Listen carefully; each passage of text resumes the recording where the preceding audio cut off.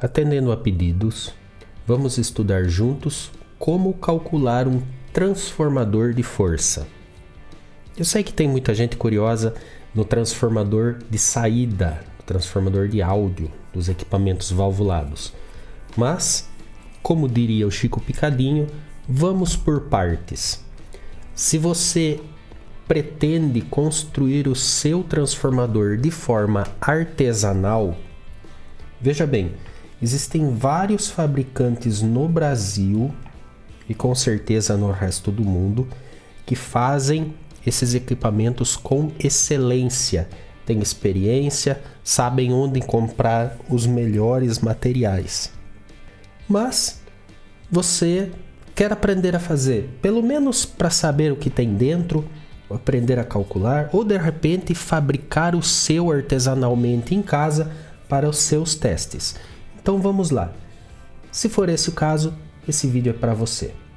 Ele vai ser longo, até porque o cálculo envolve diversos processos, mas depois eu vou pegar e dividir em pedaços pequenos, em pequenos tópicos, com vídeos curtos, e vou postar no meu canal de cortes. Então acompanha lá. Questão de alguns dias depois da publicação desse vídeo, nós teremos os cortes, os pedacinhos lá, se você deseja algo muito específico, como por exemplo o cálculo da seção magnética do núcleo ou o número de espiras. Esse vídeo então é completo. Considere ainda que existem várias maneiras de chegar no mesmo resultado, no mesmo cálculo. Digamos que temos várias receitas para chegar no mesmo transformador. Esta receita é a que eu estou acostumado a usar. Funciona. Há alguns passos então que vamos seguir para a confecção do nosso transformador. Primeiro, temos que definir as características e valores daquilo onde nós queremos chegar. Nisso podemos citar tensões, correntes, se tem um secundário só, se tem vários secundários, se tem derivação central. Detalhes assim importantíssimos para a definição inicial. Logo após, vamos fazer os cálculos básicos, os cálculos primários. A potência total, seção do núcleo, número de espiras e outras informações importantes.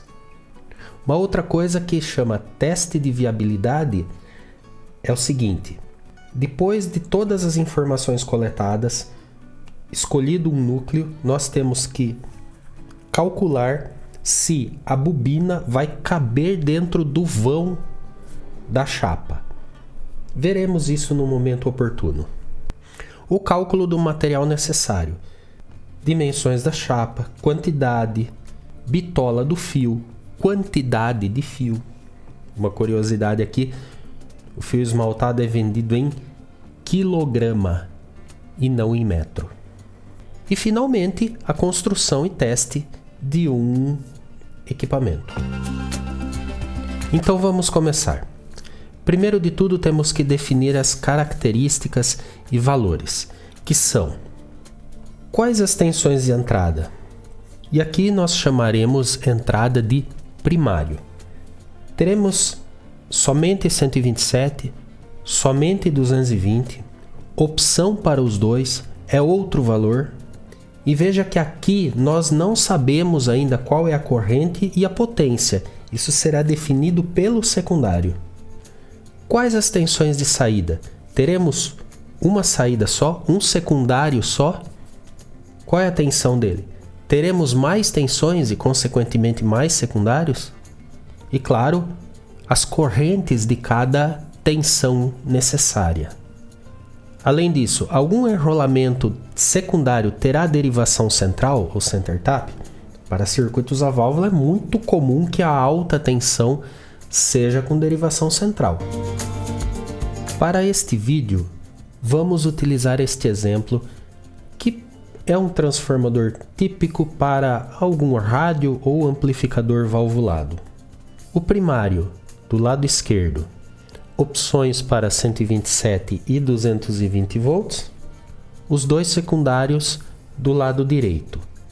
Em cima, secundário de alta tensão com derivação central 250 mais 250 volts, 200 mA. Embaixo, secundário de baixa tensão 6,3 volts, 3 amperes. E para começar os cálculos, vamos à regra de ouro do transformador. Ele é um dispositivo onde praticamente tudo nós calculamos com regra de 3. Veja aí. A primeira parte, a tensão do primário dividido pela tensão do secundário é igual ao número de espiras do primário dividido pelo número de espiras do secundário.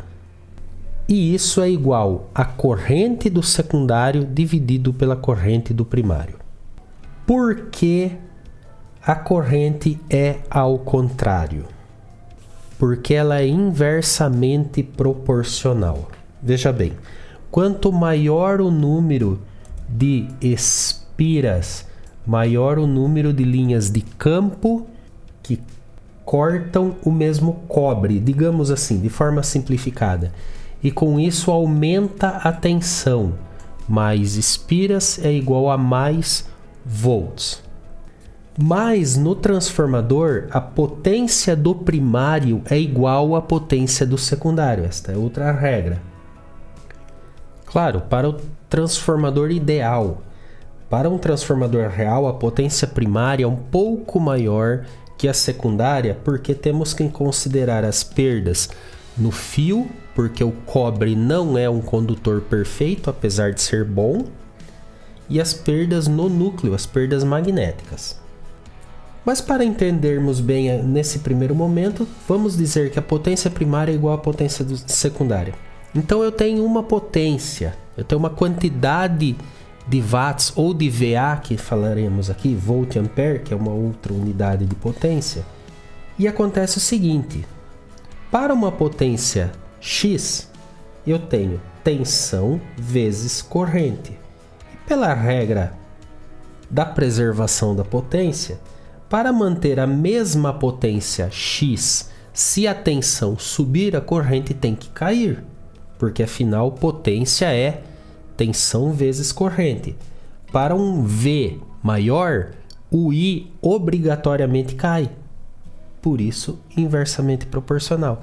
Por isso que, no caso da tensão ser maior, o número de espiras tem que ser maior para que tenha mais tensão, mas por conta da regra da preservação da potência, a corrente tem que ser menor.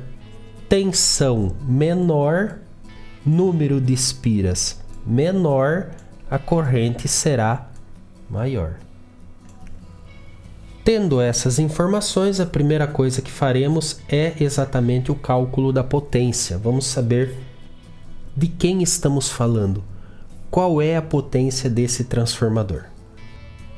Vamos calcular a potência do secundário de baixa tensão primeiro, porque ele é mais fácil, não tem derivação central. E aqui é muito fácil. A equação é a tradicional, potência é tensão vezes corrente. Vamos aos valores. Eu tenho 6,3 volts de tensão e 3 amperes na corrente. Com isso terei uma potência total em VA, em volt ampere. Por que volt ampere ao invés de watt? Porque watt é a potência real ou a potência ativa e não a potência total. Isso tem uma diferença, tem uma coisa que chama fator de potência. Todo circuito reativo, seja com indutor, com capacitor ou com a união dos dois, todo circuito reativo tem.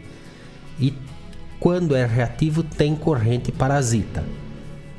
O transformador, como fornecedor de energia, como é o gerador também, precisa estar pronto para a potência e as correntes totais, porque o transformador não vai se aquecer apenas pela corrente real, pela potência e pela corrente ativa que está indo do transformador para o circuito. Ele também está sujeito à corrente reativa, a corrente parasita que sai do circuito e vai para o transformador. Isso precisa ser considerado, porque senão eu corro risco de construir um componente que não suporta a corrente total e queima. E o cálculo de VA é simplesmente a tensão pela corrente. Num circuito de corrente alternada, em potência ativa, eu deveria considerar ainda o fator de potência para ter os watts. Como aqui a VA é só V vezes I mesmo. É o V total e o I total. Nesse caso, 18,9 VA que eu preciso reservar para este secundário. Agora, para o secundário de alta tensão, pelo fato de ter derivação central e também por conta do retificador que vai lá no aparelho, sempre usar apenas metade, quer dizer, num momento a parte de cima está positiva e, consequentemente, é só essa metade do secundário que funciona, que fornece potência. No outro momento, o positivo está embaixo e é apenas esta metade que fornece potência. Só metade desse secundário fornece ou transfere potência a cada momento. Consequentemente, eu vou calcular a potência do secundário como se fosse só uma metade, 250 volts e 200 miliamperes. Cuidado que 200 miliamperes não é 200 amperes. Se eu colocasse 200 aqui, o cálculo ficaria absurdo.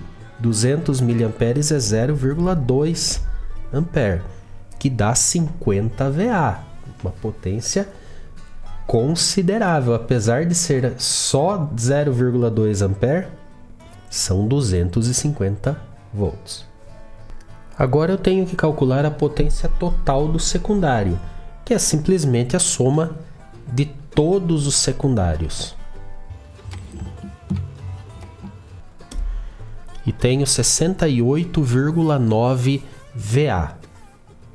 Com essa informação, consigo calcular a potência do primário. E agora, considerando as perdas. Para efeito prático, nós podemos considerar com muita segurança 10% de perda. Isso, em geral, é a realidade da maioria dos transformadores. Fazemos então a potência do primário igual a 1,1 vezes a potência total de secundário. E é isso que teremos de potência do transformador e a potência efetiva retirada da rede elétrica quando em potência máxima, 75,79 VA, que é o que nós encontramos. Ainda, se no seu caso o secundário é apenas 1, não temos que somar potências. A potência da bobina secundária é a potência total de secundário. E a potência do primário é apenas essa potência vezes 1,1, obviamente. Agora, podemos encontrar as correntes do primário. E são as correntes porque temos um valor para 127 e outro para 220. Vamos calcular os dois. Para 127, então, eu tenho, é a lei de Ohm, potência total do primário dividido por 127. E vai dar este valor aqui, que eu posso até aproximar. em torno de 0,6 ampere. O mesmo cálculo para 220 volts. A potência total dividido por 220, que dá aproximadamente 0,34 amperes. Este valor é importante para a definição da bitola do fio que será usado. Agora vamos calcular a seção magnética do núcleo. E o que vem a ser especificamente isso? Estamos falando da seção transversal da perna central das chapas E. Isso aqui. Isso tem uma área e é exatamente isso que vamos calcular agora. Quanto nós precisamos de núcleo para satisfazer o empacotamento, vamos dizer assim, das linhas de campo magnético para a potência calculada deste transformador. E a equação é essa daqui. 7 vezes a raiz quadrada da potência sobre frequência. Potência gera o número de linhas de campo. A frequência é fundamental. Quanto maior a frequência, menos núcleo eu preciso, porque a velocidade de variação é mais alta. Lei de Faraday, quanto maior a velocidade de variação do campo magnético, maior é a tensão induzida. E por que 7? 7 é uma constante, porque nós temos que converter para centímetros quadrados. Aqui na planilha fazemos assim. Seção magnética do núcleo é igual a 7 vezes a raiz de potência. Qual potência? Potência do primário, potência total, dividido pela frequência da rede elétrica, que no Brasil é 60 Hz. Temos então 7,86 centímetros quadrados, aí arredondando a seção magnética deste núcleo. Agora, o núcleo também tem perda. E mais, as chapas de ferro-silício não são perfeitas. Existe uma microdistância entre uma chapa e outra.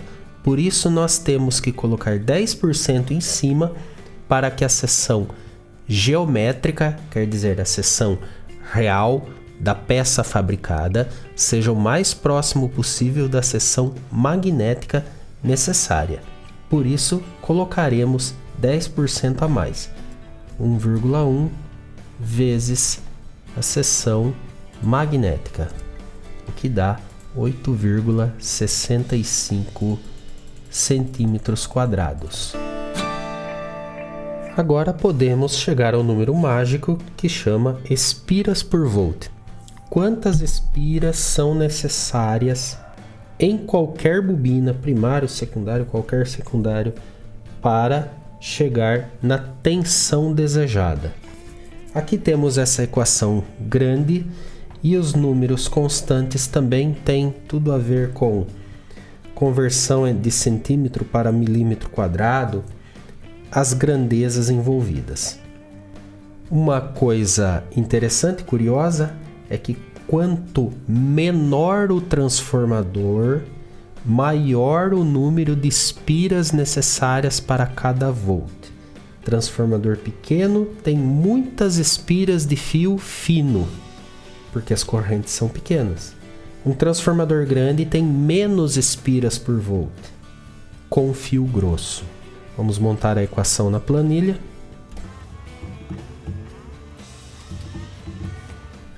Densidade de fluxo. De onde vem este dado? Isso vem das características da chapa de ferro-silício que está na sua mão. Esse dado é informado pelo fabricante da chapa. Se eu não tenho essa informação, que número posso colocar aqui? Novamente, veja bem. Para transformadores antigos, se você está reaproveitando as chapas de um transformador antigo, Era muito normal no passado chapas de 8.000 Gauss, uma eficiência menor, magneticamente falando. Use esse número 8.000 se suas chapas são reaproveitadas de peças antigas. Agora, se são chapas novas, em geral elas têm 12.000 Gauss e eu usarei este número no exemplo. Portanto, 4,44 vezes 12.000 vezes a seção magnética calculada vezes a frequência da rede. De novo, olha a frequência importante aí para definir os parâmetros do transformador. Usaremos novamente os 60 Hz daqui do Brasil. Se no seu local é outra frequência, coloque ela aí.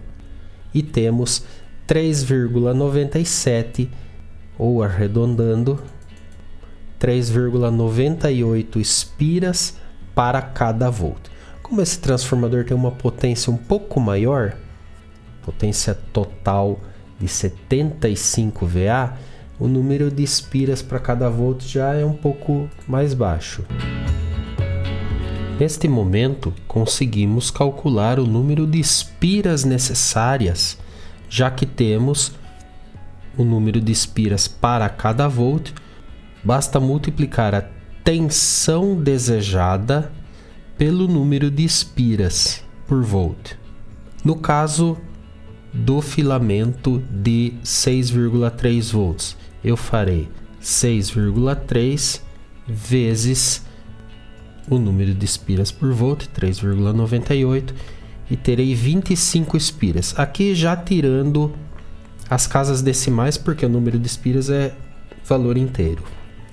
Agora, para o secundário de 250 volts, eu farei duas vezes a mesma coisa, porque o cálculo dá o número de espiras para 250.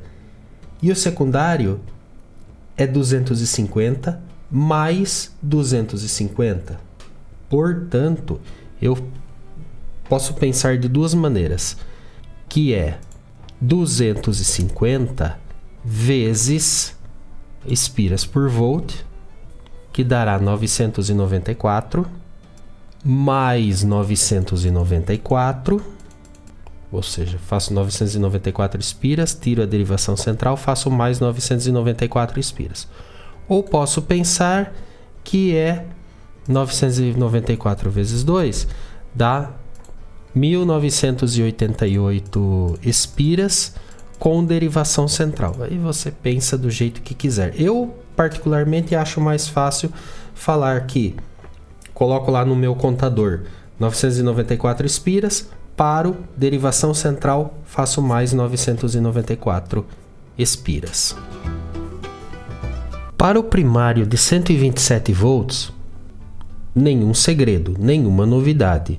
Basta eu fazer 127 vezes espiras por volt e tirar as casas decimais. Como aqui deu 504,9, posso arredondar para 505 espiras. Se colocar 504 espiras também não vai fazer diferença nenhuma. Agora, para os 220 volts, eu vou calcular apenas o que falta, porque é o seguinte, veja só, eu vou começar a bobinar aqui ao zero e vou fazer 505 espiras e derivar, porque é 127. Porém, para o 220 eu já tenho 505 espiras. Tenho que ver só o que falta para esse final aqui. Quantas espiras faltam aqui para completar o circuito de 220 volts? Posso fazer de algumas maneiras. Acho que a mais fácil é a seguinte: vou calcular o número de espiras para 220 volts e subtrair o que eu já tenho do primário. Logo, igual a 220 volts vezes 3,98, terei 874 espiras. Muito bem. Esse valor eu subtraio o que já tenho, 505 espiras, e tenho como resultado esse valor aqui, 369 ou 370 espiras. Vamos explicar melhor. Eu vou começar a bobinar. Faço a parte dos 127 volts. Nesse ponto, eu bobino 505 espiras. Faço a derivação e aí bobino mais 370 espiras para completar o que falta para a tensão de 220. Agora vamos à segunda e última grande parte do cálculo do transformador, que é a definição dos materiais. Calculamos a seção e, portanto, quantidade de ferro, o número de espiras de primário e de secundário. Agora precisamos definir, junto com os fabricantes e tabelas de material disponíveis, bitola de primário, bitola de cada secundário, as dimensões do carretel e das chapas. O primeiro item, até por ser mais fácil, é a bitola dos fios. E aqui dizemos fio mesmo porque é fio esmaltado, fio singelo de cobre com esmalte.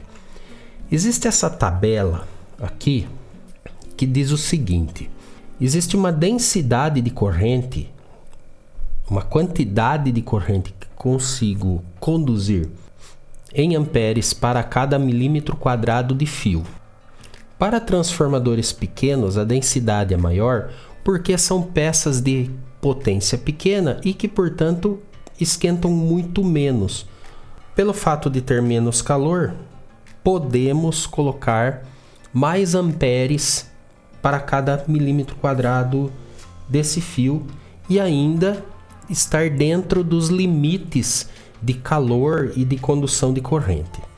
Já à medida que aumentamos a potência, temos calor que vai existir, não tem como tirar, temos as perdas do ferro, perdas do cobre, isso gera calor, e a consequente e gradual aumento da dificuldade de dissipar esse calor, a transferência térmica. Por isso que os amperes por milímetro quadrado das potências maiores, à medida que aumenta, temos que reduzir.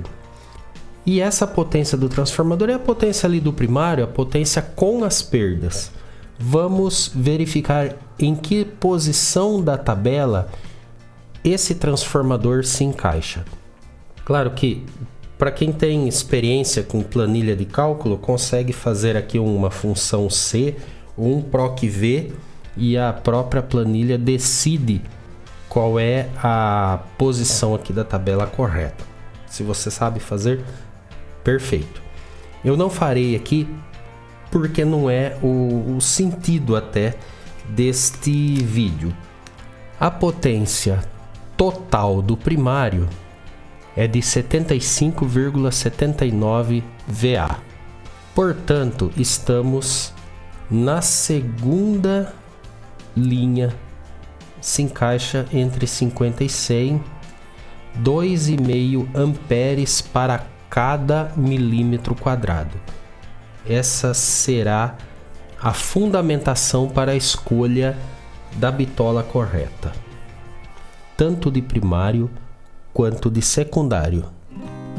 A partir da densidade e conhecendo os valores de corrente, podemos descobrir o diâmetro do fio primário. Sim, essa equação mostra o diâmetro. Talvez, dependendo da tabela que você consultar para o fio AWG, seja necessário converter para seção. Vamos fazer das duas maneiras. O diâmetro é a raiz quadrada da corrente pela densidade encontrada na tabela. Vamos montar a equação, sendo que estamos olhando o primário, portanto, é a corrente de primário. Qual das duas, 127 ou 220? Sempre o pior caso. 127 volts é esse aqui. Se o primário tivesse uma tensão só, seria ela. Dividido pela densidade de corrente, igual a, temos esse valor. Podemos retirar algumas casas decimais, deixando 3 aqui, fica de bom tamanho.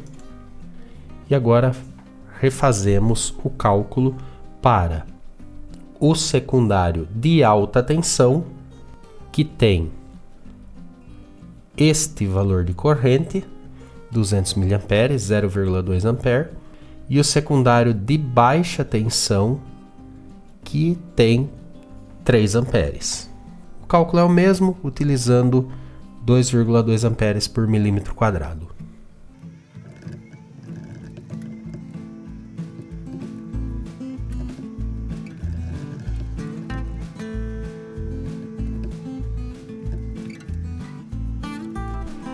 Temos esses valores.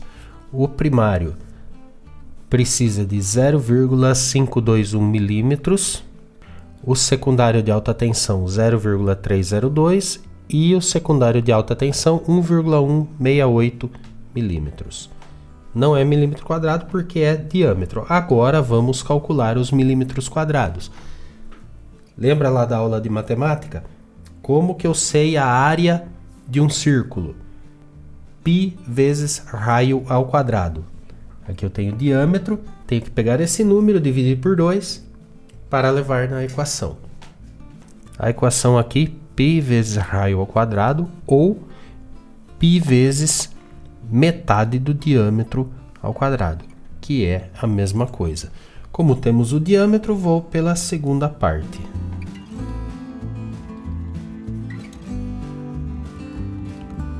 E a seção do primário dá esse valor aqui, 0,213 milímetros quadrados.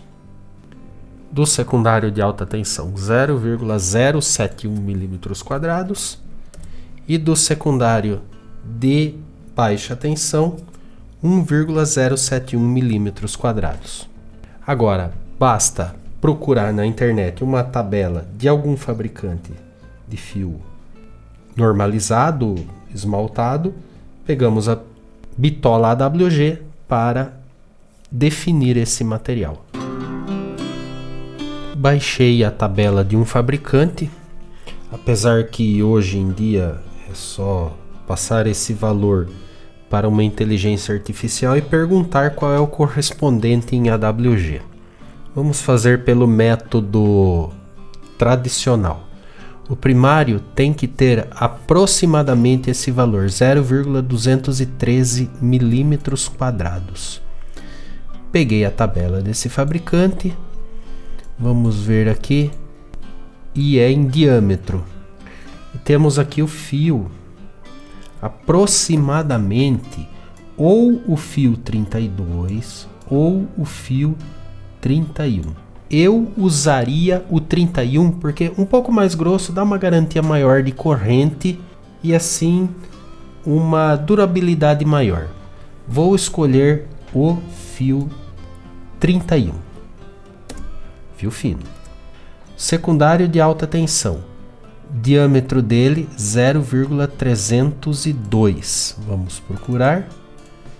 0,287, 0,320. Esse é o mais próximo, fio 28. Vamos lá. E o secundário de baixa tensão, esse vai ser grosso, 1,168 de diâmetro, seria o fio 17 ou o 16. Pelo mesmo critério, vou escolher o fio 16. E assim tenho as bitolas necessárias na tabela que é vendido, que é a AWG mesmo.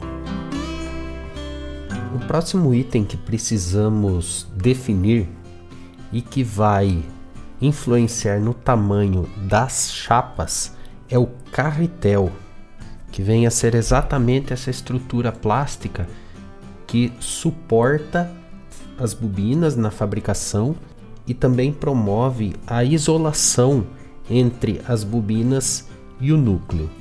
Aqui a informação técnica dele. O carretel tem uma dimensão que é exatamente a perna central da chapa E. Por isso é tão importante nesse momento a especificação desse item, porque ele especifica a chapa. Eu peguei os dados de um fabricante, coloquei aqui na planilha para facilitar a observação. Ele tem alguns tamanhos padronizados dele, de carretel. Aliás, os carretéis são também, de certa forma, padronizados, porque as chapas são. A dimensão, principalmente essa dimensão aqui, tem que bater com essa aqui. Você vê que, em alguns casos, ele coloca o carretel 1 milímetro maior que a chapa para facilitar a acomodação dela. Aí eu peguei e fiz o seguinte. Peguei os dados da chapa e do empilhamento, que é exatamente a dimensão A e a dimensão B, e calculei a seção interna em milímetros quadrados. Essa seção tem que ser no mínimo igual à seção geométrica calculada, nunca inferior. Se for inferior, o transformador já não vai dar certo. Tem que ser igual ou maior. Dessa forma e planilhado, eu consigo, através aqui do filtro, fazer a ordenação, por exemplo, em ordem crescente de seção nominal, e assim encontrar um carretel que melhor se aproxima à minha necessidade.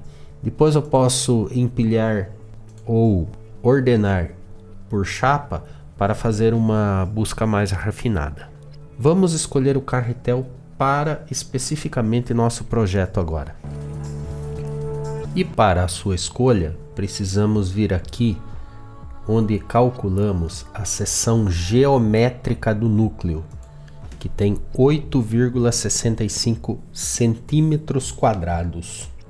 Como a seção, a parte interna do carretel normalmente é dada em milímetros, eu vou criar aqui uma conversão rápida de centímetros quadrados para milímetros quadrados.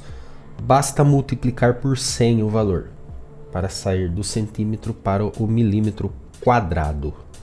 Igual a isso aqui, vezes 100. Eu poderia, utilizando os recursos da planilha, aplicar uma função PROC-V, por exemplo, e encontrar o carretel automaticamente. Porém, como esse não é o objetivo do vídeo, que já está muito longo, vou procurar manualmente um carretel que tenha pelo menos 865,4 milímetros quadrados e que seja o mais quadrado possível. Digo, o seu formato seja muito próximo de um quadrado, porque os carretéis podem ter esse formato aqui. Eles têm bastante massa metálica, mas a configuração do campo magnético se resolve melhor num núcleo quadrado do que num núcleo retangular. Isso é experiência de quem é fabricante. Vou então fazer a ordenação em ordem crescente aqui de milímetros quadrados e procurar 865,4 no mínimo. E temos aqui 889 com um carretel de 25,4 por 35. Não é bem quadrado. Tem 32 por 28. Isso está mais próximo do quadrado. Vamos testar esse carretel aqui. 32 por 28 milímetros. 32 é exatamente a medida da perna central da nossa chapa E, e isso é um item muito importante que veremos daqui a pouco. Vamos pegar então esses dados aqui. É 32 por 28. Vamos lá. Carretel escolhido.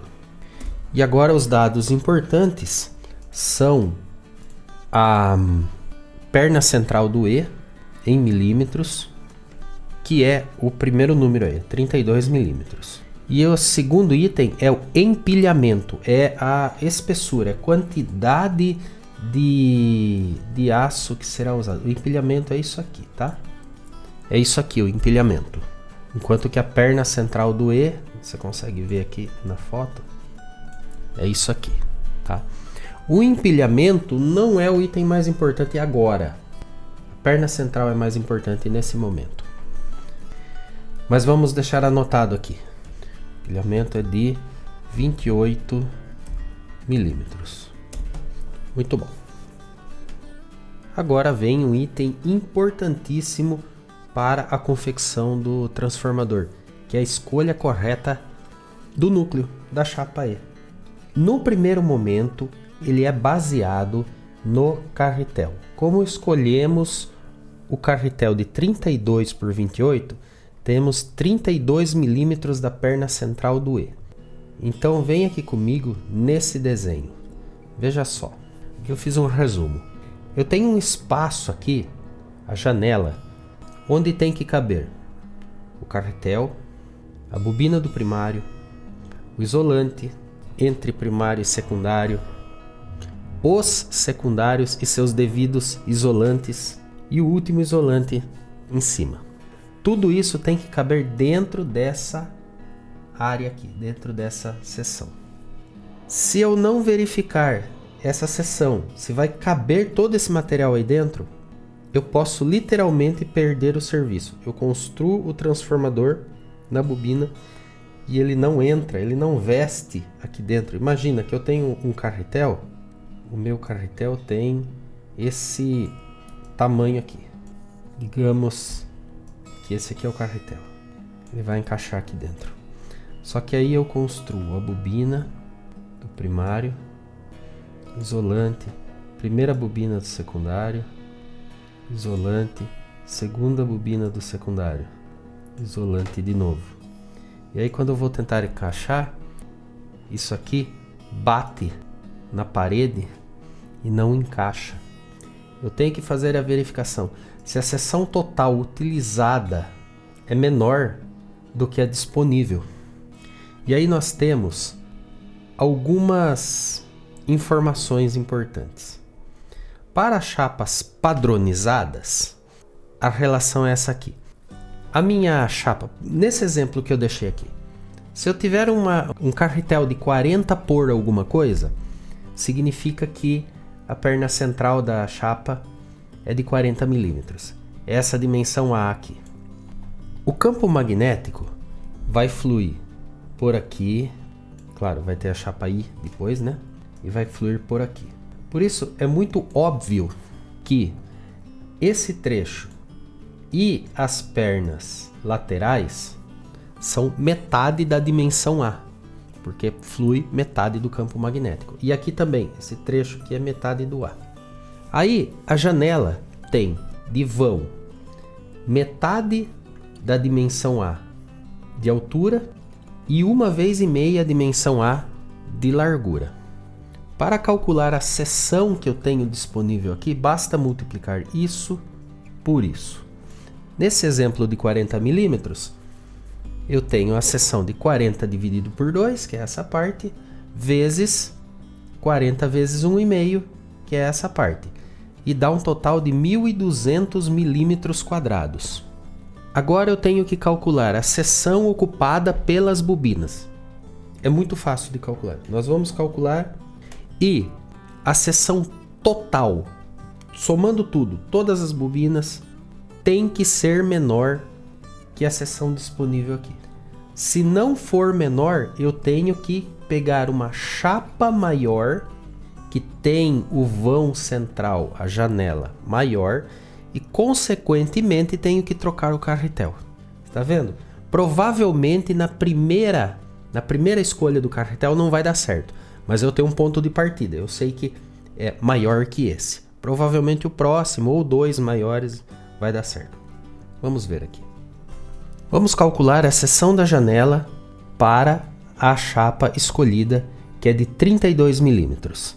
Portanto, igual a 32 dividido por 2, ou a célula da perna central, né? Vezes 1,5 vezes a área da perna central. Isso vai me dar 768 milímetros quadrados de janela. Agora vamos calcular a seção ocupada por todas as bobinas. Para fazer o cálculo de maneira correta da seção total das bobinas, temos que pegar a seção ou a bitola de cada um dos fios utilizados e pela tabela, não o valor calculado ideal, porque entre o valor calculado e o valor de tabela, o que vai ser utilizado de verdade para a construção é o que o fabricante fez, é o que está na tabela. Vou olhar a seção ou bitola de cada um desses 3 fios utilizados no projeto. Porém, esse fabricante dá apenas o diâmetro, não tem a bitola, mas é muito fácil de calcular. Vamos lá. Para facilitar, vou acrescentar aqui algumas linhas e farei o seguinte.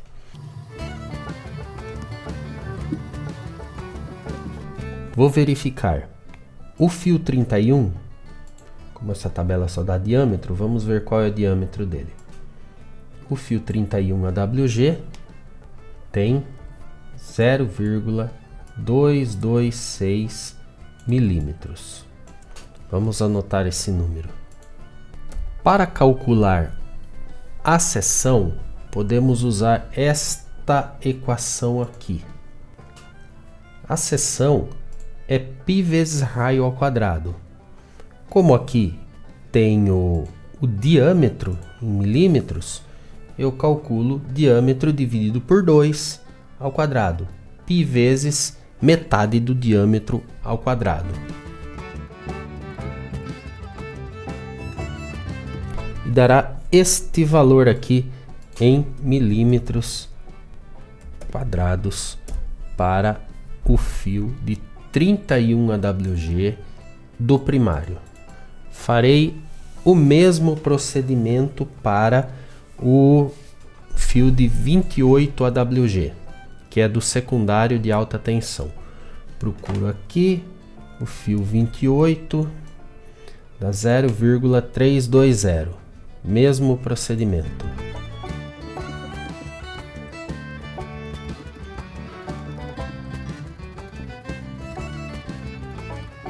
Que dará 0,08 milímetros quadrados. E o fio 16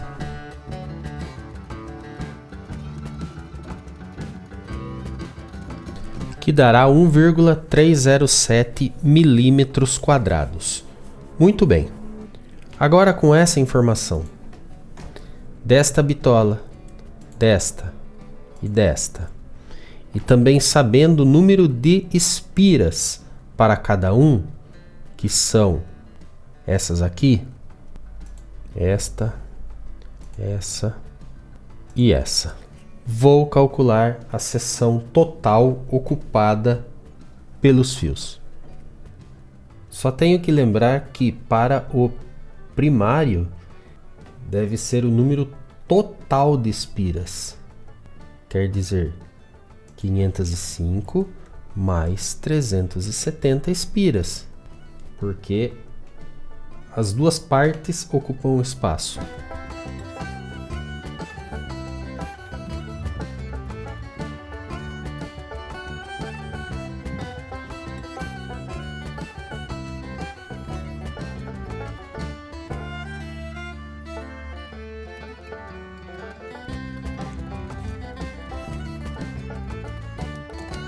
Aqui também para o secundário de 250 volts, como tem derivação central, é esse número vezes 2. O projeto do transformador prevê isso.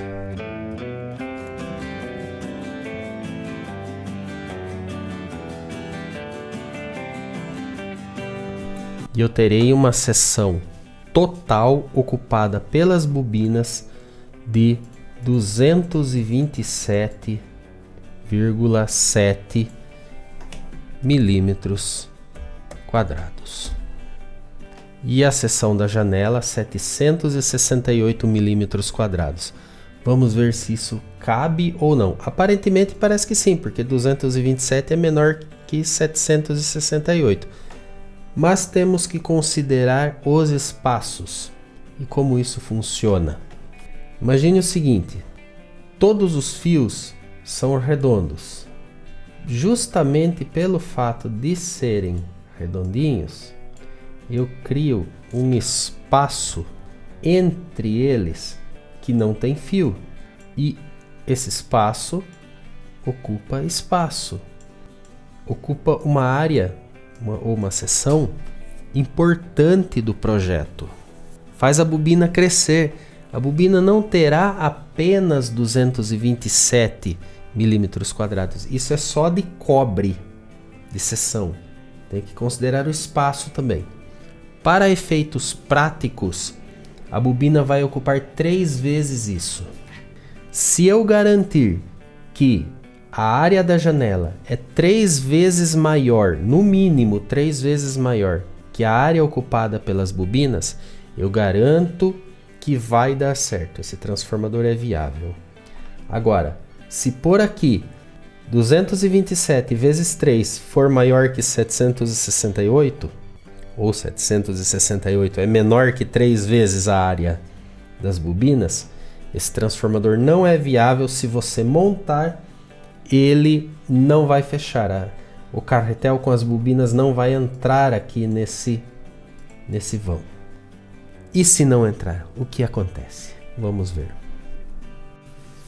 Se você usa uma planilha de cálculo, pode pegar a seção ocupada total, multiplicar por 3, simplesmente assim, isso aqui vezes 3, ou na calculadora mesmo, deu 683,15 milímetros quadrados. Se esse número for maior que esse, o transformador não dá certo.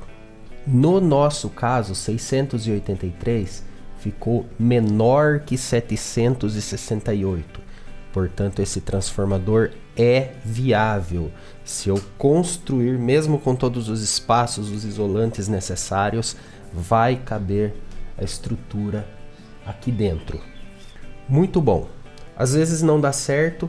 Vamos fazer de conta que não deu certo. O que eu tenho que fazer? O carretel escolhido é de 32 por 28. A chapa, então, é a de 32 milímetros. O que eu tenho que fazer?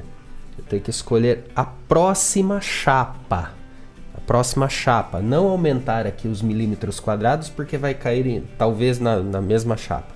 Eu posso procurar aqui qual que é a próxima chapa que esse fabricante oferece. É o de 35 milímetros. Tem 35 por 50 e depois já passa para 38 milímetros. Eu escolheria 38 por 40, porque é muito mais próximo de ser um quadrado do que 35 por 50, que é bem mais retangular. E repetiria o teste. Se tivesse dado errado, experimentaria 38 por 40 aqui, colocaria a chapa de 38 por 40 e alterando os valores, 38 aqui, 40 aqui, eu teria uma seção de janela de 1083 milímetros quadrados e verificaria se o teste de viabilidade, 3 vezes a área da bobina, cabe dentro da seção da janela, seria a chapa escolhida. Nesse caso, como deu tudo certo, não vou alterar o valor. 683 cabe dentro de 768.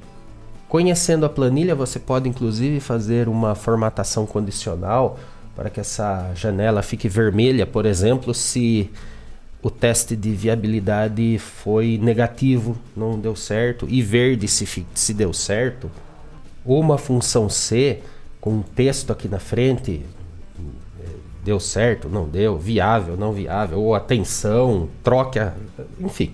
Se você tem muito conhecimento com planilha, pode fazer uma macro para que ele teste a primeira chapa, não deu certo, ele testa a segunda, não deu certo, ele testa a terceira e te dá a chapa correta.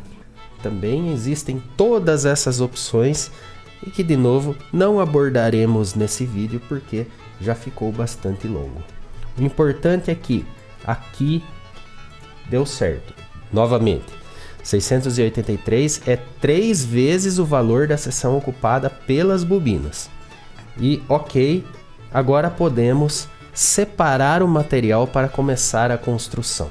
E vamos a algumas sugestões. Para o material utilizado, até aqui temos que fazer algumas continhas, né? Porque senão, quanto fio eu vou comprar? Por exemplo.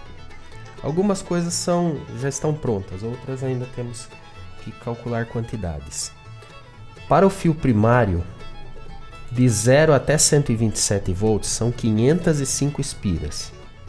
Faço uma derivação, mais 370 espiras para completar o 220 volts. A bitola do fio será 31 AWG. E a pergunta agora é: quanto fio vou comprar? Muito bem, fio de cobre esmaltado geralmente é vendido em quilograma. Ou você compra um carretel inteiro, deixa guardado e espera uma oportunidade de usar mais, e aí vai usando, vai tirando do carretel, não precisa nem saber quantos metros ou quantos quilogramas você usou, se é para uso próprio. Agora, se for para venda, é bom pesar, né? Para fazer o orçamento. Mas para ter um valor aproximado, nós podemos fazer a seguinte conta. Primeiro, saber a quantidade em metros de fio. Eu vou fazer uma conta para saber aproximadamente qual é a quantidade de fio que eu usarei para fazer o transformador. Digamos que estou fazendo uma vista superior dele. O fio começa sendo enrolado aqui muito próximo do núcleo e vai terminar aqui bem distante do núcleo. E ainda considere que eu tenho a bobina primária, que normalmente é feita primeiro, depois a secundária de alta tensão, depois a secundária de baixa tensão. Portanto, esses valores não serão exatos, mas é uma boa orientação. Eu vou encontrar o valor médio de comprimento entre tudo isso daqui, a espira média. O termo técnico é bem esse. E para esse cálculo, eu faço o seguinte: eu pego o meu carretel, essa medida e essa medida, que seria, no caso do carretel escolhido, 32 e aqui 28. O cálculo é assim, então. Temos a equação: comprimento médio da espira média é 2 vezes o A, que seria justamente esse aqui, mais 2 vezes o B, mais meia vezes A vezes π, para pegar a média aqui. No nosso caso, o carretel é 32 por 28, portanto é 2 vezes 32, mais 2 vezes 28, mais 0,5 vezes o A, que é 32, vezes π. Temos 170, só que aqui são milímetros, ainda temos que converter isso para metro. Cada metro tem 1000 milímetros, portanto vamos dividir esse resultado por 1000. Esse é o comprimento da espira média, que são 0,17 metros, 170 milímetros ou 17 centímetros. Muito bem, só que eu tenho que multiplicar pelo número de espiras total, 505 mais 360. Vamos colocar esse valor aí. Então isso vezes a soma de 505 mais 370, todas as espiras do primário. Com isso temos aproximadamente 149 metros de fio necessários. Se você encontrar a venda por metros, está aí, arredonda para 150 para qualquer perda, né? 150 metros. Agora, e se o fio for vendido em quilograma? Aí nós temos que ir na tabela de fio e saber quantos quilos esse material tem por metro ou por quilômetro e fazer a conta. E que para este fabricante ele dá o peso em gramas por metro. Muito bem.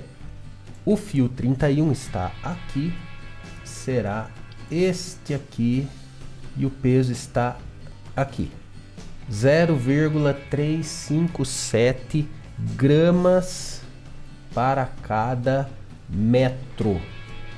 No caso aqui eu poderia colocar gramas também, né? Mas vamos então por gramas, parece mais viável, né? Então é igual a quantidade em metros vezes 0,357.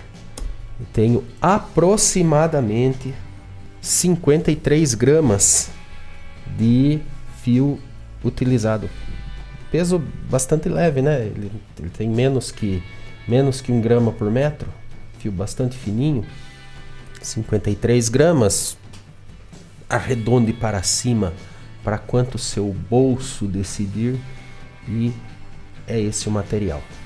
Vamos fazer a mesma conta para o secundário de alta tensão, lembrando que são 994 espiras mais 994, porque temos neste projeto um transformador com derivação central.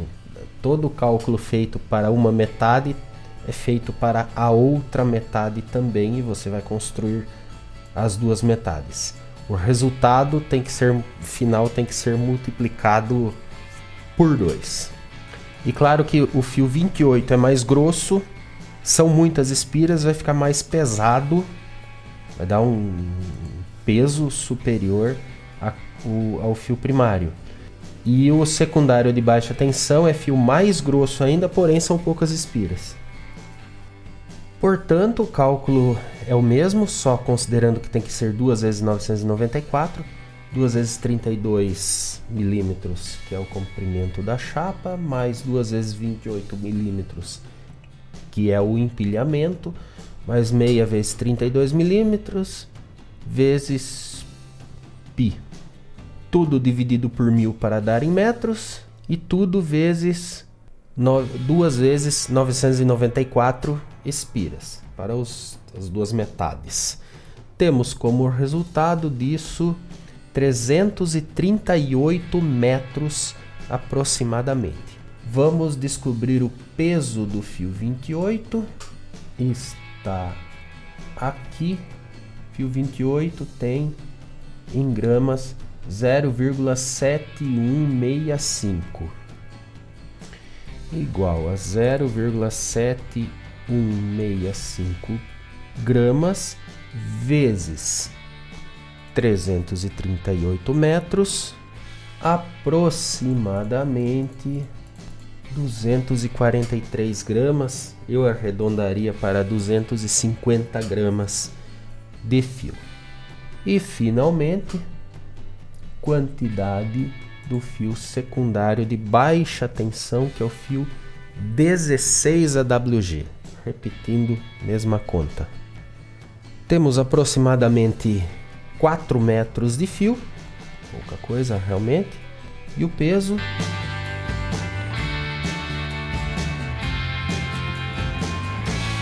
50 gramas de fio. É isso.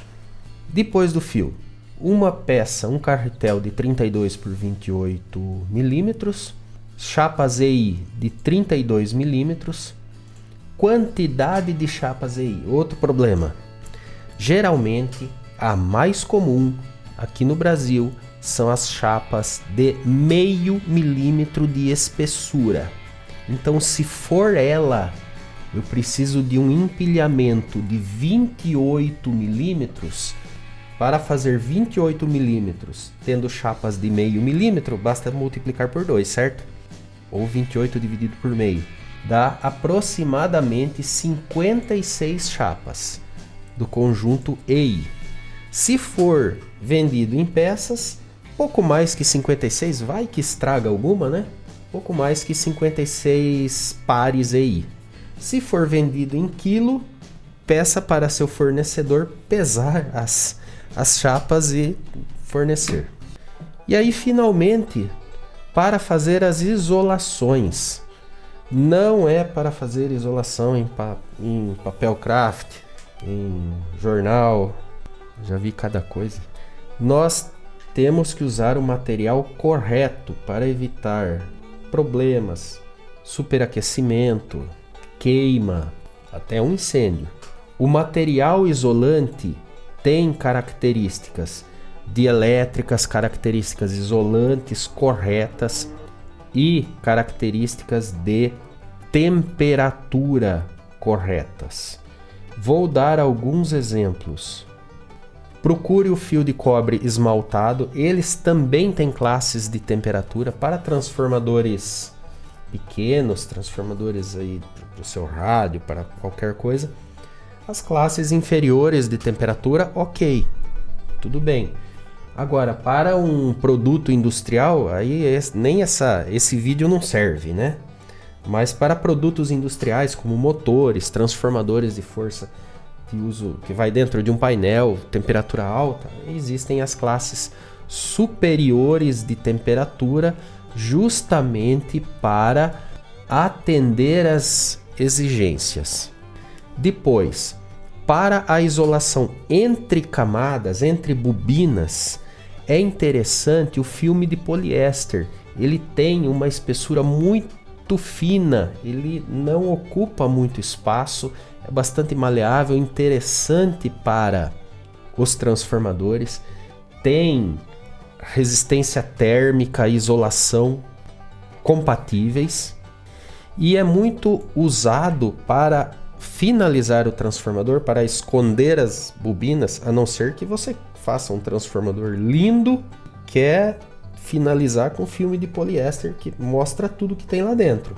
Se não, para um transformador tradicional existe o papel isolante, que tem uma película de filme plástico e esse papel, por ser papel, ele absorve o verniz que você vai aplicar depois para fazer a isolação final e o endurecimento, o travamento mecânico dos componentes, que podem ser vendidos desde galões até quantidades enormes para uso industrial. Existem as opções, por exemplo, de comprar em pequenas quantidades. E verniz tem a opção de secagem em estufa e secagem a frio. Geralmente para a confecção de um transformador assim mais artesanal, vale mais a pena você comprar uma lata de verniz de secagem a frio, porque não precisa de recursos superiores para terminar a sua peça. Dá para usar o transformador sem envernizar? É possível, funciona. Porém, os cuidados têm que ser maiores, porque as tensões entre bobinas, por exemplo, não podem ser muito grandes a ponto de pular faísca de um enrolamento para o outro. O verniz garante uma qualidade superior. Eu usaria. E para finalizar, vou deixar a planilha e esta apresentação com um resumo de tudo disponível para você baixar e fazer o que achar que deve fazer. Está autorizado, se você é professor aí nessa área, está autorizado a usar, modificar, melhorar e corrigir o que estiver errado, tá? Pode usar à vontade. Eu não vou pedir direitos autorais disso daqui. Apenas deixo o crédito, né? Isso é simpático. O link para pegar eu deixo aqui na descrição, deixo no primeiro comentário fixado também. Agora eu peço, né, um joinha aí, né? Porque demoraram alguns dias para confeccionar esse material. Dá trabalho, né? E então fica o convite aí, se inscreva no canal, dê um joinha aí. Lembrando, depois da publicação deste vídeo, em alguns dias eu começo a picar ele em pequenos pedaços e colocar no meu canal de cortes. Assim você pode ir lá e pesquisar o pedaço em particular que te interessa sobre tudo isso daqui, tá bom?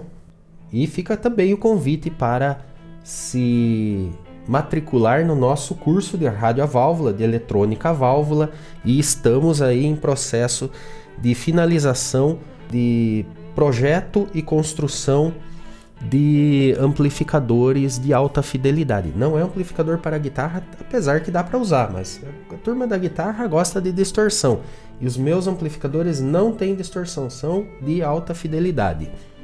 Assim que ficar pronto eu anuncio, tanto para amplificadores de uma válvula só de saída, como para o push-pull, o high-end na saída. Muito obrigado aos apoiadores, quem nos ajuda aí para que a coisa ande, né? A gente faz isso tudo porque gosta, mas os boletos estão aí para serem pagos, né? Então, o nosso agradecimento aí para quem nos ajuda. Um grande abraço e até a próxima.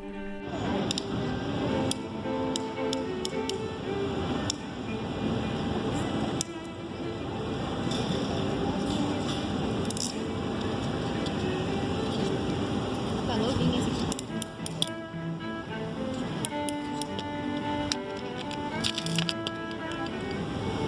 Ah, é para esse terminal aqui. Tem um mais fino, mais grosso. De ouro. Prata. Tem prata e ouro, vocês falam. Prata e ouro.